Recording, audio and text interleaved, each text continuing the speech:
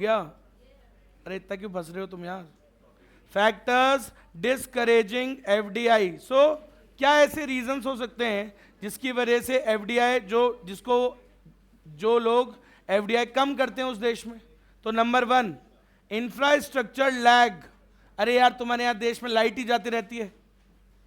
अगर कोई देश में लाइट की व्यवस्था नहीं है, इंफ्रास्ट्रक्चर नहीं है, अरे ओए, लाइट की व्यवस्था नहीं है, इंफ्रास्ट्रक्चर की व्यवस्था नहीं है, पानी बिजली कोई सिस्टम ही नहीं है, सुविधाएं नहीं है, road transport, roads are bad, तो भाई फिर कोई एफडीआई तुम्हारे देश में नहीं करेगा। क्योंकि जो बेसिक चीजें, कम्युनिकेशन, ट्रांसपोर्ट, वेयर हाउसिंग, ये सब तो अच्छा होना चाहिए ना यार। बैंकिंग की सुविधाएं नहीं है तो फिर कैसे चलेगा काम सर? इंफ्रास्ट्रक्चर होना जरूरी है। सेकेंड चीज, अगर तुम्हारे देश में क्या है, if there is high rate of inflation तो क्या होगा? एफडीआई नहीं आएगा। कौन करेगा? कोई गधा ही एफडीआई करेगा अगर उस देश में क्या है, बहुत ज्यादा इन्फ्लेशन। 10 रुपए की चीज अगर 100 रुपए की, कोई भी नहीं करेगा यार, सिंपल सी बात है। नेक्स्ट, अगर उस देश में क्या है, बैलेंस ऑफ पेमेंट, बोलो सर इंडिया में भी तो रहते हैं, लेकिन हमारे देखो क्या है। अब बात को समझना, कई बार सारे फैक्टर्स का फायदा और नुकसान निकाला जाता है, प्रोज और कॉन्स। अब इंडिया में एफडीआई करने के कॉन्स कम है और प्रोज, तो इसलिए नेट इफेक्ट फायदा ही है उनका, तो आ रहे हैं इसलिए। भाई नहीं तो एक बात बताओ, उन्हें कौन सा अपने से प्यार है क्या? कोई है नहीं ना, क्यों आ रहे हैं फिर? वो उनको फायदा दिख रहा है इसलिए आ रहे हैं, क्योंकि नेट इफेक्ट में फायदा ही दिख रहा होगा उनको। कॉन्स भी होंगे डेफिनेटली, लेकिन प्रोज ज्यादा है उससे, तो इसलिए आ रहा है एफडीआई इंडिया में। नेक्स्ट सर, अगर देश में पुअर लिटरेसी है, लो लेबर स्किल्स हैं, तो एफडीआई इन्वेस्टमेंट क्या आएगा? कम। अब इसलिए बोल रहा हूं, तुम्हारे देश में और ज्यादा आ सकता था, लेकिन because of poor literacy, poor labour skills, थोड़ा कम आ रहा है, जबकि ज्यादा आ सकता है। वियतनाम में और जा रहा है, समझ रहे हो? जो यूएस की कंपनीज हैं, वो जो अच्छा वाला काम है वो तो वियतनाम से करवा रहे हैं, और हमसे जो है वो घटिया वाला काम करा रहे हैं। घटिया वाला मतलब बिल्कुल, बोले यहाँ तो अनस्किल्ड वाले करते हैं, तो इंडिया में भेज दो, क्योंकि वहाँ तो अनस्किल्ड लेबर ज़्यादा है। अरे सही बात है ना, हमारे यहाँ पॉपुलेशन तो ज़्यादा है, लेकिन ज़्यादा क्या है हमारे देश में? अनस्किल्ड ज़्यादा है, स्किल्ड लेबर कम है। उनके यहाँ स्किल्ड लेबर ज़्यादा है। और है कि नहीं है बात समझ में? सो ये भी एक ऐसा फैक्टर है जो एफडीआई को डिस्करेज करता है। तो अगर आप चाहते हो इंडिया में एफडीआई आए, तो यहाँ की लेबर को क्या बनना पड़ेगा? स्किल्ड, काम आना चाहिए। समझ रहे हो? Next, rigidity in the labour market. Sir labour market में क्या है? रिजिडिटी है। समझ लो, लेबर इज इंपॉर्टेंट फैक्टर। आप जानते हो, लैंड, लेबर, कैपिटल, एंटरप्रेन्योर, कोई भी अगर आपके देश में एफडीआई करेगा तो क्यों करेगा? अगर आपके लेबर मार्केट में रिजिडिटी है, कोई भी नहीं आएगा यार। रिजिडिटी का मतलब क्या है? बहुत ही ज्यादा, कभी लेबर स्ट्राइक्स बहुत ज्यादा वो हैं, प्रेवलेंट हैं, समझ रहे हो? कभी भी लेबर स्ट्राइक्स हो जाती है, कभी इनको हाई पैसे चाहिए, बार बार ऊपर प्राइस करने के लिए प्रेशर डालते हैं, प्रेशर ग्रुप्स बहुत ज्यादा हैं, तो यार लेबर यूनियंस बहुत ज्यादा हैं, तो ऐसे कैसे चलेगा? परेशान होगा अगला, फिर इसलिए मतलब ही नहीं है। ब्यूरोक्रेसी एंड करप्शन, अगर तुम्हारे देश में ज्यादा ब्यूरोक्रेसी, ज्यादा करप्शन होगा तो क्या होगा? इट विल डिस्करेज एफडीआईज, वो आएंगे नहीं यार। वैसे भी परेशान हो जाते हैं कई बार, हम हमारे देश में आके वो परेशान होते हैं, बोले यार इतना करप्शन, इतना ब्यूरोक्रेसी है, ये पेपर यहाँ लेके जाओ, टेबल नंबर 1 पे जाओ, 4 पे जाओ, दौड़ाते रहते हैं घुमा घुमा के, परेशान करते हैं। सो इससे एफडीआई क्या होता है? डिस्करेज होता है। सही है कि नहीं? अनफेवरेबल टैक्स रिजीम, वो तुम्हारी ताई जी को पता नहीं क्या सनक चढ़ती रहती है वो, समझ गए? निर्मला सीतारमन, तो अगर वो ऐसी unfavourable, I am not saying कि वो बना रही है अनफेवरेबल, आई एम सेइंग कि अगर वो अनफेवरेबल वाली टैक्स सिस्टम्स बनाएगी, तो हो सकता है कि यार जो विदेशी कंपनियां हैं वो इंडिया में ना आए। अगर उनके लिए वो फेवरेबल है तो आएंगे, और अगर नहीं हुए तो नहीं आएंगे। समझ गए? अगर कंबरसम लीगल फॉर्मेलिटीज है, हाथ उनको परेशान हो जाते हैं यार, फॉर्मेलिटीज करते करते, डिलेज, आज फाइल लगेगी, 4 दिन बाद पहुंचेगी, 8 दिन बाद आना, 10 दिन बाद आना, 6 महीने लग रहे हैं यार एक सिंपल सिग्नेचर के लिए। अगर ऐसा प्रॉब्लम उनको आएगा, प्रोसीजरल प्रॉब्लम्स आएंगी, तो क्या होगा? नहीं आएंगे आपके देश में। एक बार आ गए तो अगली बार नहीं आएंगे, 4 को मना और कर देंगे। सर मैं ही मेरी बात, बोले यार नहीं नहीं इंडिया में मत जाओ, बोले यार वहाँ पे लीगल फॉर्मेलिटीज में अटक जाओगे, काम कब करोगे? मत जाओ ऐसे देश में। करते ही है, होता है। एक फॉरेनर के साथ कुछ बुरा हो जाता है, वहाँ पे जाके वो 100 फॉरेनर्स को एक तरीके से क्या होता है, वो पूरा नेगेटिव मार्केटिंग हो जाती है। बोला नहीं इंडिया में नहीं जाना। अभी क्या हुआ था थोड़े टाइम पहले, 2-3 मतलब 5-6 महीने पहले की बात है शायद, कोई इन्फ्लुएंसर था इंडिया में आया, इंडिया का वही स्ट्रीट फूड और वो वीडियोस ब्लॉगिंग, मर गया वो। हाँ तो तुम्हें लगता है इंडिया का खाना बहुत वो है, अपन हर चीज़ में जहर ही तो खा रहे हैं, सच बात है। तो आया, उसको इतने लेवल ऑफ इतना खतरनाक फूड पॉइजनिंग हुआ, मर गया और डेथ हो गई उसकी। तो इससे क्या क्रिएट हुआ होगा सोचो, वहाँ पे कैसा एनवायरनमेंट किया। बोल नहीं यार इंडिया में मत जाओ, और जाओ तो खाना मत खाओ। सोचो फिर वो आप आएंगे भी तो खाना नहीं खाएंगे। वही वाली बात है ना यार, all these things discourages the foreign investment, tourism कम हो जाएगा ऐसे तो फिर इंडिया में। अरे आई कि नहीं आई बात समझ में? एक इंडिया में वैसे ही कोई फीमेल ट्रैवलर नहीं आती है वहाँ से। अगर एक वो आई थी, एक बाइकर है ना, बहुत पॉपुलर है, तो एक बाइकर आई थी, वो ब्राज़ील की थी, और उसका हस्बैंड और वो देवर riding all across the world on bikes, ठीक है। इंडिया में वैसा वो रेप, अब उस साइड पता नहीं कहाँ की साइड था, I don't know exact location किधर हुआ, वो रेप हो गया उनका, मतलब उनका नहीं, मतलब एक का। तो मतलब उसको मारा पीटा पति को, और वो उसका रेप हो गया। वो जो टूरिस्ट आई थी, फीमेल टूरिस्ट, अलग अलग बाइक्स पे थे दोनों, they were riding all across the world on their bikes. अब इंडिया में यार ऐसी चीज़ें होगी तो कैसे होगा? फॉरेन टूरिज्म नहीं प्रमोट होगा फिर। वो तो फिर भी आप मानो, मैंने वो पूरी स्टोरी को फॉलो किया था, वो फिर भी उसने कुछ ऐसा इंडिया के लिए ऐसे कोई बदनामी नहीं करी, but it's not a good thing ना टू हैपन इन इंडिया। ठीक नहीं है होना ये चीज़ें, कोई आ रहा है वो गलत है। हाँ भाई, तो डिफिकल्टीज इन कॉन्ट्रैक्ट एनफोर्समेंट, तो सर कॉन्ट्रैक्ट को एनफोर्स कराने में ही वही डिफिकल्टीज होनी, तो कौन आएगा यार इंडिया में? मतलब एक एग्जांपल दे रहा हूँ कि कोई भी देश में एफडीआई नहीं आती जब वहाँ पे ऐसी सिस्टम्स हैं, ऐसे गड़बड़ प्रॉब्लम्स हैं, लैंड एक्विजिशन इशूज़ हैं, लैंड एक्वायर करने में प्रॉब्लम आती है, समझ रहे हो? सो लैंड एक्विजिशन इशूज़ हैं भाई, कोई भी आएगा तो यहाँ प्लांट तो सेटअप खरीदेगा, जमीन वमीन खरीदेगा, तो यार ऐसे प्रॉब्लम में तो कैसे आएगा? कोई नहीं आएगा। सही है। आज मान लो अपनी भी इच्छा, मेरी भी इच्छा, पहले होता है कि पहले के टाइम पे था, अभी थोड़े साल पहले, कि आप यहाँ से हिल स्टेशन में जाके ज़मीन नहीं खरीद सकते।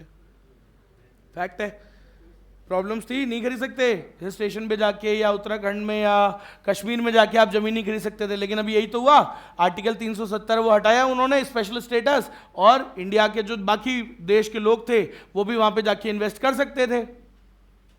तो इससे क्या होगा? बढ़ा उसका वहाँ पे इनकम बढ़ी कश्मीर की। तो अगर ऐसा ही ऐसा देश में भी होता है, तो अगर देश के अंदर लैंड एक्विजिशन इश्यूज हैं, कोई भी विदेशी इन्वेस्टर आ रहा है, वो यहाँ खरीदना चाहता है ज़मीन, और तुम्हारे यहाँ पे रूल्स नॉर्म्स ऐसे बने हुए हैं कि नहीं खरीद पा रहे, तो फिर नहीं आएगा अगली बार से फॉरेन एफडीआई, नहीं आएगा, डिस्करेज हो जाएगा। अगर आपके देश में मार्केट का साइज क्या है? बहुत ही स्मॉल। आज नेपाल है, Nepal has a very small market size, है ना। तो अगर ऐसा मार्केट साइज, मतलब मार्केट साइज क्या होता है? Customer size. कस्टमर की क्वांटिटी कम है तो कौन आएगा?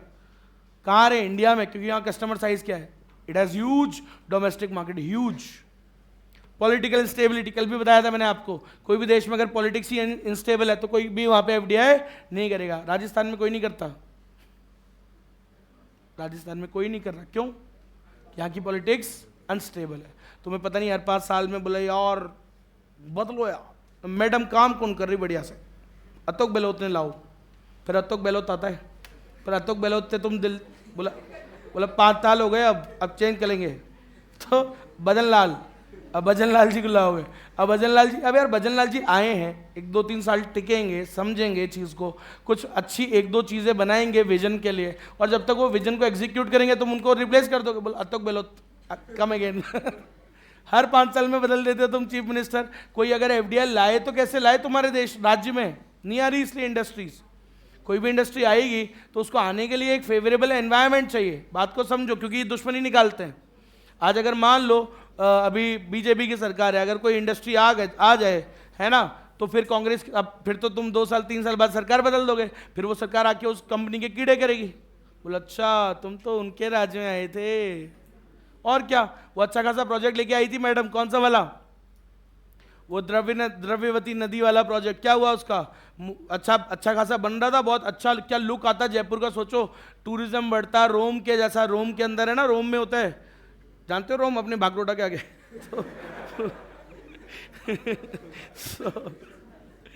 तो रोम में टूरिज्म है भाई, कितना बढ़िया यार, पूरी सिटी कवर्ड है किससे? उस लेक से, और वो बढ़िया टूरिज्म चलता है, बोट्स वोट्स चलती हैं, अपने यहाँ भी चल रही होती।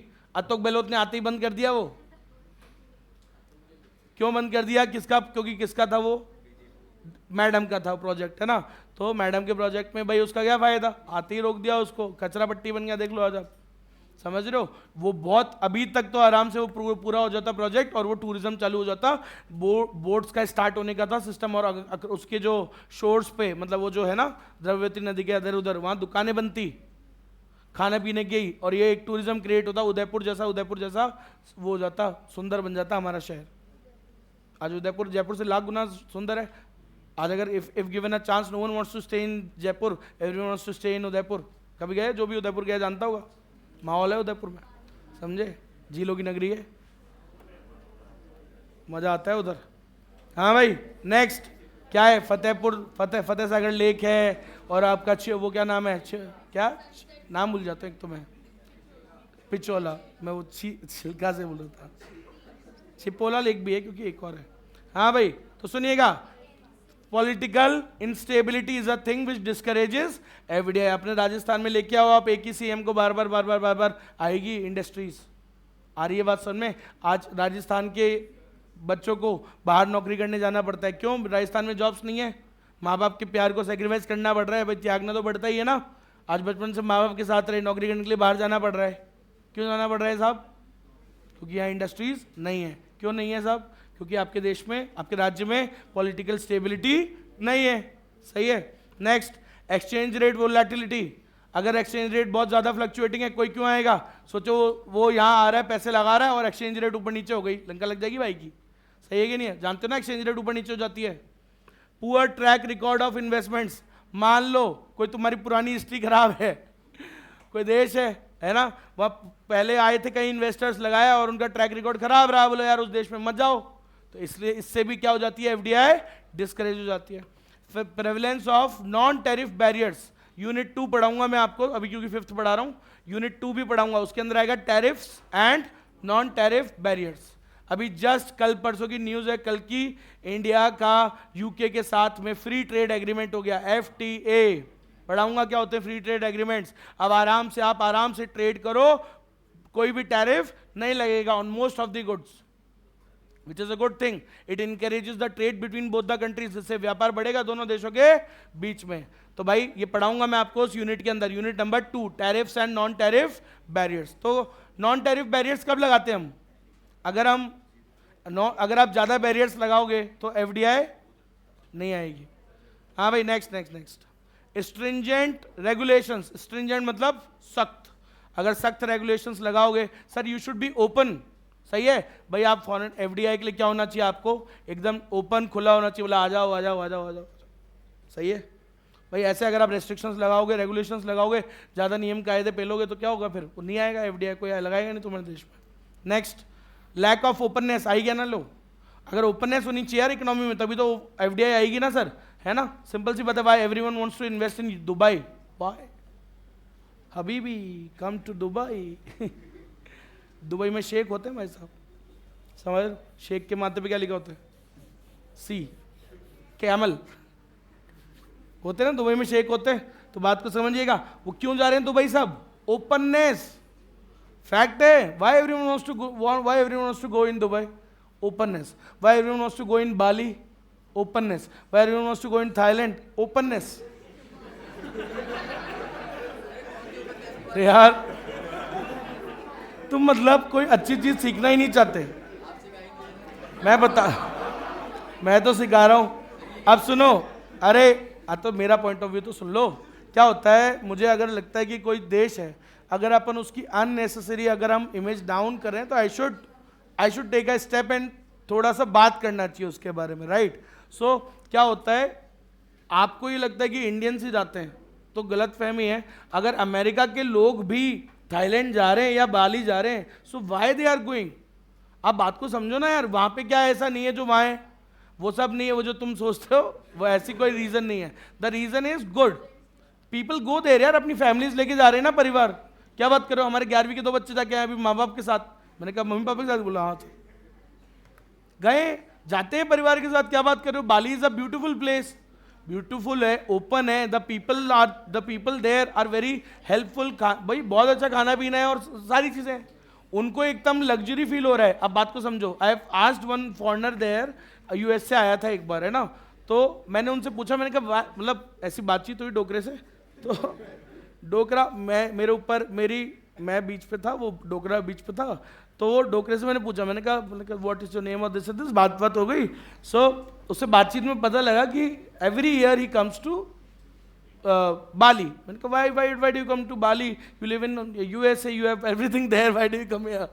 सो उसने मेरे को बात समझाई, बोले नहीं, it's all because I feel luxury here, I feel my money is worth it, they treat us like कि we are the kings basically ना, मतलब एक अच्छा लग रहा है कि यार पैसे खर्च करें तो हमको एक किंग वाली फीलिंग दे रहे हैं, मतलब उनकी वो है हॉस्टाइल एनवायरनमेंट है, बहुत हॉस्पिटल एनवायरनमेंट है उनका, तो वो अननेसेसरी हम जो वो अदर रीजन है उनकी वजह से उसको वो क्या बोलते हैं उसको बदनाम ना करे। इट्स अ गुड कंट्री, जा रही दुनिया घूमने जा रही है, इट्स अ गुड कंट्री। चलिए सो ऐसा हो मत करने लग जाएगा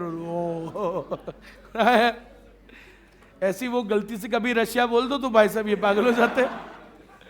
इट्स अ गुड कंट्री भाई, one of my most favourite countries, full of patriotism, और ओलंपिक के मेडल देख लो आप जाकर के, पता लग जाएगा आपको।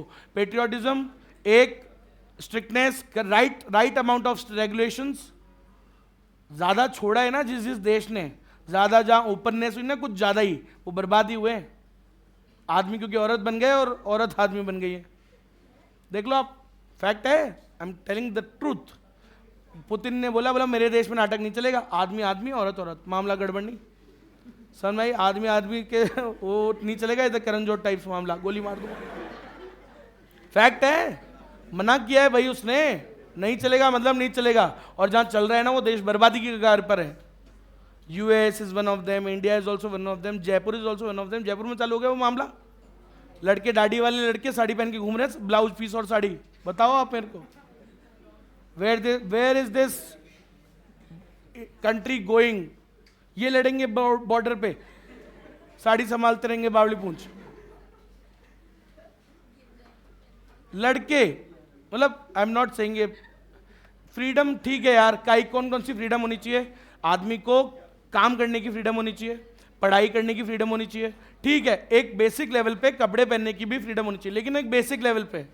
सोचो किसी के मातम में जा रहे हो बिकनी पहन के, अच्छा नहीं लगेगा ना यार, वो भी एक माइंड का क्या है। अरे आपको ये बहुत जरूरी है बताना, अरे ये बहुत जरूरी होता है भाई, आप ये बात को समझो। हमारे देश में अलग ही वल्गर खेल चल रहा है कि यार फ्रीडम का मतलब क्या है, कुछ भी नहीं है। Freedom is never absolute. Freedom बोलने की कभी एब्सोल्यूट होती है? मैं कुछ भी बोल दूं, कहीं भी बोल दूं, नहीं बोल सकता ना। Freedom is not absolute. मन तो बहुत कुछ करता है, बोल नहीं सकता। ऐसे शीशा करके नीचे करके बोलूंगा, जो गाड़ी के आगे से गया उड़ता हुआ तीर, मन करता है बोल दूं।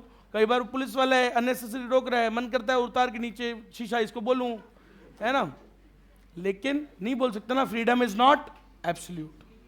एब्सोल्यूट फ्रीडम नहीं है कोई भी चीज की, और होनी भी नहीं चाहिए। जहां जहां हुई है वो देश बर्बाद है, समझ रहे हो। एक हमारे आंटी थी, वो ना वो आपको वो क्या करती थी, वो ऐसे ही करती थी, उनको पता ही नहीं था, थोड़ी पढ़ी लिखी कम थी, गांव से आई थी एक्चुअली, तो पढ़ी लिखी नहीं थी, तो उनको नहीं पता था कि कहाँ किस जगह कैसे कपड़े पहनते हैं।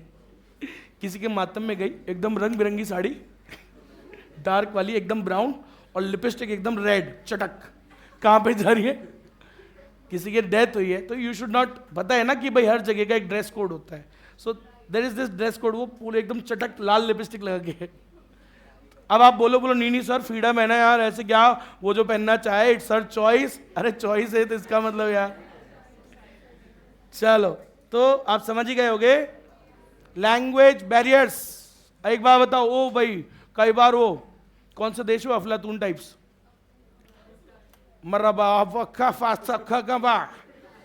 टर्की, अलग अलग भाषा बोलते हैं उधर। अब वो कौन सी अरबिक भाषा, अरबिक भाषा वाले में अगर ज्यादा स्ट्रिक्ट भाषा होगी तो कैसे जाएगा भाई कोई एफडीआई करने?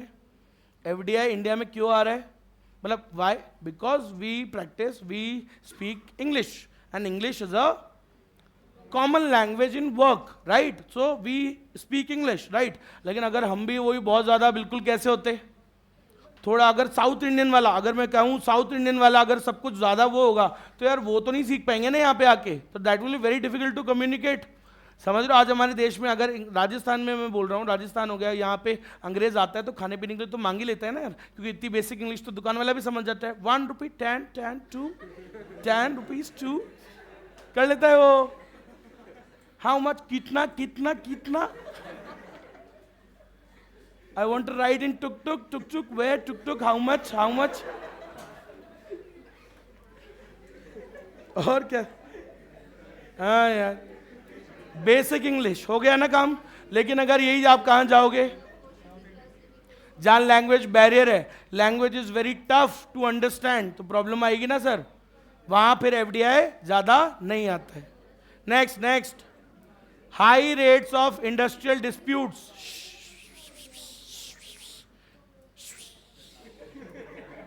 High rates of industrial disputes. अब सोचो, अगर इंडस्ट्रियल डिस्प्यूट्स बहुत ज्यादा है, इंडस्ट्रियल डिस्प्यूट मतलब क्या होता है कि इंडस्ट्रीज में प्रॉब्लम्स और ये सारे जो बहुत ज्यादा हैं अगर, तो फिर एफडीआई वहां पे नहीं आएगी, क्योंकि यार वो एफडीआई काय में करते हैं, इंडस्ट्री में ही, और अगर इंडस्ट्री में ही प्रॉब्लम्स चल रही है तो वो नहीं करेंगे। Lack of security for life, Afghanistan है, इधर से वो बिल्डिंग प्लांट लगा रहे हैं, उधर से बम फोड़ रहा है तालिबान। ओए सोच बच्चा बाहर निकल, तो कैसे चलेगा? Law and order, law and order, safety, कोई तो चीज है। एक ही बार पैसे लिए तुमसे, 2 बार नहीं करूंगा। इसके लिए इंटर में आओ, इंटर में आओ, इंटर में करूंगा। ऐसे क्या, सबका अपना अपना रखा हुआ है मैंने। एक बार पैसे लेता हूं, एक ही बार चीज करके दिखाता हूं मैं। हाँ भाई, अब एक बार 80,000 लूंगा ना मैं, 80,000 होती है इंटर में फीस, 84। हाँ भाई, lack of facilities for immigration and employment of foreign technical and administrative personnel. अरे कई देश हैं जहां इमिग्रेशन प्रॉब्लम्स हैं, अमेरिका, अरे आपने देखा होगा अभी वो ट्रंप ने वापस से प्रेसिडेंट बनते इमिग्रेशन प्रॉब्लम्स करी, लोगों को बाहर भेजने लग गया, वापस अपने देश भेजने लग गया, जिनका इमिग्रेशन वो ठीक से नहीं हुआ तो भेजा ना उसको। तो ऐसे देश जहां पे क्या है, इमिग्रेशन प्रॉब्लम्स, तो वहां सेटल होना मुश्किल है, पीआर लेना क्या है वहां पे मुश्किल है, तो it is not easy to live there. आपको बताऊं जैसे यूके, अरे अरे बातें नहीं, अब यूके ऑल्दो एक अच्छा कंट्री है, London is a very good, वहां पे कैपिटल भी है लंदन, और बहुत अच्छा देश है ना। A person would want to live there, but problem क्या है, मेरे को पहले से ही पता है, वहां पे रुकने नहीं देते, they don't let you settle in that country. Immigration norms tough है, समझ रहे हो मेरी बात, ये है चक्कर। अदरवाइज द एनवायरमेंट, जो उनका क्लाइमेट है सब अच्छा है, आसपास के देश भी अच्छे हैं भाई, आदमी को सेटल हो तो आसपास भी घूम के आ जाएगा, बढ़िया अच्छे अच्छे देश है उधर। लेकिन प्रॉब्लम क्या है, सेट नहीं होने देते वो किसी बंदे को, समझ में आई मेरी बात, तो इमिग्रेशन प्रॉब्लम्स है। ऑलरेडी मेरा भाई दोस्त, और अभी तक कैसे चल रहा था? अच्छा अच्छा, तू बोला क्या? हाँ नहीं, वो तो ठीक है, इलीगल वाले को कंट्रोल करो, लेकिन जो लीगली, आज मान ले, अरे अरे बातें नहीं, कोई आदमी अगर लीगली कोई अच्छा बिजनेस कर रहा है ना, करना चाह रहा है यार, तो उसको आने देना चाहिए। अरे अगर कोई भाई मान लो मैं हूं, मैं कोई आतंकवादी थोड़ी हूं, अगर मैं वहां सेटल होना चाहूं तो करने देना चाहिए ना मेरे को वहां सेटल, सही है, I am not a threat to them. तो भाई कोई इलीगल एक्टिविटीज कर रहा है उसको आप रोको, सबको क्यों रोकना है, सही है कि नहीं है भाई? तो ये चीज होती है, ज्यादा अगर इमिग्रेशन प्रॉब्लम्स करोगे तो कोई आएगा ही नहीं आपके देश में, है ना। डबल टैक्सेशन, सुनना, अगर डबल टैक्सेशन करोगे तो आएगा कोई तुम्हारे देश में? नहीं आएगा। लैक ऑफ जनरल स्पिरिट, अरे एक बात नहीं, lack of general spirit of friendliness towards foreign investors. अभी जैसे आपने देखा वो क्या नाम है आपका, महाराष्ट्र, महाराष्ट्र में सुन रहे होगे आप, वो होता है हमेशा से, कई सालों से चल रहा है वो, है ना, वो बोलो महाराष्ट्रन बोलो, महाराष्ट्री मराठी बोलता है नहीं बोलतो, है ना, वो करते रहते ना वो, मी मराठी मानूस, समझ रहे हो, उनको क्या है, कीड़े हैं ना ज़्यादा कि ये मराठी बोलो, है कि नहीं। बाकी नॉर्थ इंडियंस हैं उनको ज़्यादा मारते वारते हैं, गुजराती, देखा होगा आपने video sir, some videos are very pathetic, disgusting, मन करो साले को मार दूं खिंचा के, बस पास में नहीं ना मेरे, मतलब डिलीवरी बॉय छोड़ो यार, एक 45-50 साल का आदमी है जो पिछले 30 साल से वहां रह रहा होगा, गुजरात का आदमी, सीनियर, मतलब 50 साल का एज है उसका, उसको वो जा रहे हैं गुंडे जा रहे हैं शिवसेना वाले और वो एमएनएस वाले, वहां पे जाके उसको चाटे मार रहे हैं ये और वो कर रहे हैं। अब भाई नहीं बोलना चाह रहा वो, अच्छा अब ये ज्यादा कीड़ा कर रहे हैं ना, लोग जाना बंद कर देंगे, फिर हो जाएगी, लंका लग जाएगी, अपने आप गिड़गिड़ाते हुए आएंगे फिर ये, समझ रहे हो, क्योंकि वही है ना, फिर लोग जाएंगे ही नहीं वहां जाके, बिजनेस नहीं करेंगे, सब अपने अपने राज्य में आ जाएंगे, क्या होगा, इनकी हालत खराब हो जाएगी। ये जो फाइनेंशियल कैपिटल बना है क्या के लिए बना है, कैसे बना है, कैसे बना है ये फाइनेंशियल कैपिटल? क्योंकि सब लोग जाते हैं वहां पे। आज ये आधा बॉलीवुड तो बाहर से ही है। आप अमिताभ बच्चन को फोर्स करके दिखाओ मराठी बोलने के लिए, बताता हूं मैं फिर आपको। आप एक्टर्स को फोर्स करके दिखाओ, करके दिखाएंगे क्या? वो भी दोगले हैं ना, हिपोक्रेट्स। कोई भी चीज किसके लिए है? आम जनता को परेशान करने के लिए। इनको थोड़ी है। शाहरुख खान को बोलो कि मराठी में बोले, शाहरुख खान तो नहीं बोलता मराठी में, नहीं बोलता शाहरुख खान। कभी सुन लेना आप, मेरे को एक बार दिखा दो आप कि शाहरुख खान मराठी में इंटरव्यू दे रहा हो या मराठी में बोल रहा हो, कभी भी नहीं। कुछ हैं जो ज़्यादा बूट लिकर्स होते हैं ना, जूते चाटने वाले एक्टर्स, वो भी हैं, वो ज़्यादा करते हैं। बोला वो बोलो नहीं नहीं मराठी में बोल। कौन से? जो है पंजाबी और बोल रहे हैं क्या, मराठी। लेकिन Shahrukh Khan is not one of them, he has that attitude. बोल अब उसको करके दिखाओ फोर्स, रहता तो वही है ना, करके दिखाओ। कर ही नहीं सकते ना, इतना बड़ा आदमी है वो, वहां पे उसको करके दिखाओ। आप बोलो मराठी नहीं बोलेगा तो बाहर निकाल देंगे, निकाल के दिखाओ। इनके ऊपर कोई राज नहीं चलता, कि इनका बस ही नहीं चलता। किसके ऊपर चलता है? आम लोगों पे। क्योंकि वो क्या नहीं कर पाते, वो रिटेलिएट नहीं कर सकता ना। वो आदमी बुजुर्ग क्या रिटेलिएट करेगा साहब? वो है, ये है चक्कर। चलो, मोड्स ऑफ एफडीआई। अब सुनना बेटा, ये भी पढ़ चुके हैं वैसे तो हम। एफडीआई करने के क्या तरीके हैं, आप अगर करना चाहते हो कोई देश में, क्या तरीके हैं सर? सुनना। ओपनिंग अ सब्सिडरी, अरे बात नहीं, सब्सिडरी कंपनी सुना है? Subsidiary company, associate company in a foreign country. आपकी एक कंपनी है, उसकी एक सब्सिडरी कंपनी खोल लो विदेश में, हो गया एफडीआई। ऐसे ही equity injection into a overseas company, अरे वही 10% से ज्यादा इक्विटी खरीद लिया आपने वहां पे, लमसम अमाउंट इन्वेस्ट कर दिया उसके अंदर। एक्वायरिंग अ कंट्रोलिंग इंटरेस्ट, अरे वही 10% से ज्यादा खरीद लोगे तो क्या हो जाएगा सर? एफडीआई क्वालिफाई हो जाएगा। Next, merger and acquisition. आप किसी के साथ आपने मर्जर कर लिया, ये भी क्या है? It is a mode of FDI. Vodafone ने किया ना आइडिया के साथ, आज लिखा भी हुआ है। मर्जर क्या क्या किया? मर्जर अलग होता है, एक्विजिशन अलग होता है, स्ट्रेटेजिक अलायंस अलग होता है।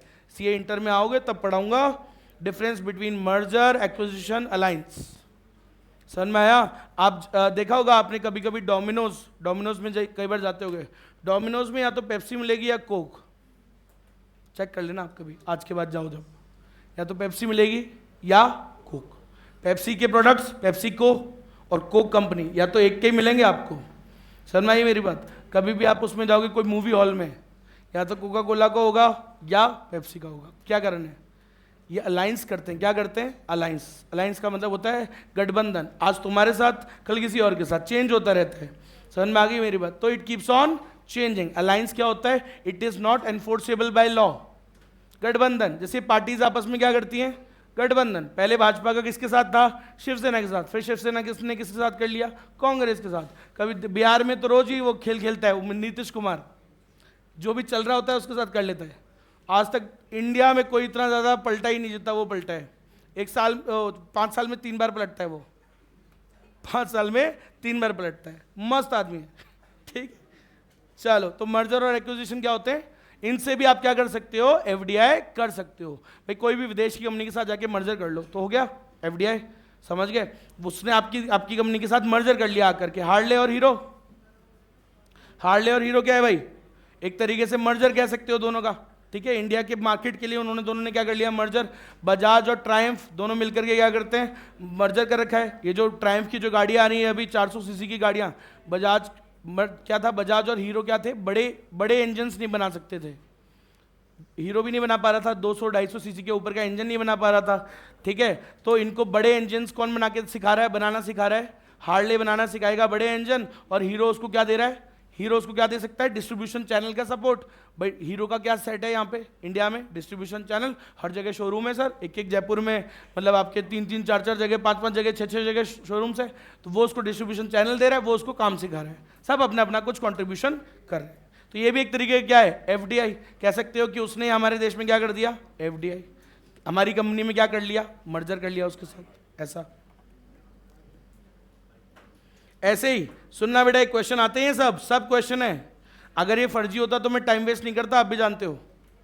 हर यूनिट है तो 2 ही नंबर की ना, आएगा तो क्वेश्चन है ही ना, और इजी क्वेश्चन आएगा ये बता दूं मैं। ऐसा क्या डिफिकल्ट चल रहा है अभी अपने सामने? डिफिकल्ट कुछ नहीं है बस, लेकिन एक बार बैठना पड़ेगा तशरीफ टिका के। सही है, बैठना पड़ेगा, पढ़ना पड़ेगा। हाँ भाई, एक और तरीका है क्या एफडीआई करने का? Joint venture with a foreign company. जैसे मान लो टाटा ने सपोज किसके साथ कर लिया? स्टारबक्स एक फॉरेन कंपनी के साथ क्या कर लो, जॉइंट वेंचर, ये भी एक तरीके का क्या है, एफडीआई। सुनना, ये आया हुआ क्वेश्चन है एग्जाम में, आया हुआ है बकायदा। सुनना, ग्रीन फील्ड इन्वेस्टमेंट क्या नाम है बेटा? अरे आवाज क्यों नहीं आ रही माइक में? हेलो हेलो, हाँ भाई, तो ग्रीन फील्ड इन्वेस्टमेंट क्वेश्चन आया हुआ है, एक सेकंड रुक जाओ।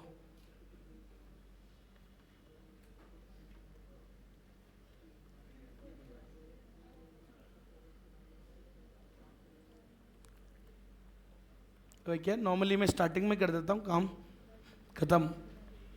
क्या है, हाँ भाई ध्यान देंगे सभी लोग।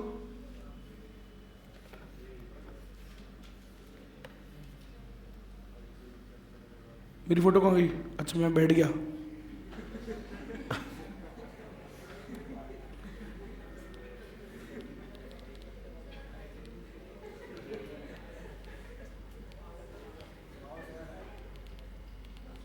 पूरा आई नहीं पर। हाँ भाई ध्यान देना सब लोग। हाँ जी, क्वेश्चन आया हुआ है यही वाला exactly. What is green field investment? Green field का मतलब होता है कोई नए काम में आपने इन्वेस्ट किया जो आपके पुराने काम से कोई लेना देना नहीं है। आपका मान लो मोबाइल बनाने का काम था, आपने जूते बनाने वाली कंपनी के साथ क्या कर दिया, एफडीआई कर लिया, कोलैबोरेट कर लिया, ये सब क्या कहलाता है, ग्रीन फील्ड इन्वेस्टमेंट। सुनना बेटा, green field investment means establishment of a new overseas affiliate for freshly starting production by a parent company. नया काम स्टार्ट किया है, बिल्कुल नया, ठीक है, बिल्कुल नया काम आपने वहां पे जाके स्टार्ट किया है, ठीक है। ऐसे ब्राउन फील्ड क्या होता है, एक होता है ग्रीन फील्ड और एक होता है ब्राउन फील्ड। ब्राउन फील्ड क्या है, it is a form of FDI which makes use of existing infrastructure by merging, acquiring और लीजिंग। हार्ले ने हीरो के साथ एफडीआई कर दिया, हीरो की कंपनी में। ब्राउन फील्ड या green field? Brown field, existing काम में ही किया। अरे आई कि नहीं आई बात समझ में? मान लो टाटा का कोई चेन नहीं था, कॉफी चेन, उसने स्टारबक्स के अंदर एफडीआई कर दिया मान लो 10% का, वो क्या है टाटा के लिए, ग्रीन फील्ड, नया काम है साहब। समझ में आ गया? चलो जी ओके, कर दोगे, गलत तो नहीं करके आओगे? ठीक है। बेनिफिट्स ऑफ एफडीआई, अरे यार ये तो कल ही पढ़ा था अपन ने, फास्ट करूं? चलो, एफडीआई के बेनिफिट्स। सर इंडिया में कंपटीशन अगर एफडीआई आएगा तो क्या होगा? अरे इंडिया में कंपटीशन हाई आएगा तो क्या होगा? कंपटीशन बढ़ेगा। कंपटीशन बढ़ना है तो इट्स गुड। जो यहाँ की मोनोपोलीज है, मार्केट पावर पढ़ा है ना तुमने, ज्यादा हीरो बनते हैं यहाँ पे, वो मार्केट पावर क्या हो जाएगी, कम, बिकॉज ऑफ कंपटीशन। आई क्या? Gives wide variety of choice for the consumer. सही है क्या? More investment than domestic savings can support. क्या कह रहा है? अरे हमारी डोमेस्टिक सेविंग्स तो क्या पड़ती है देश में, इनएडिक्वेट।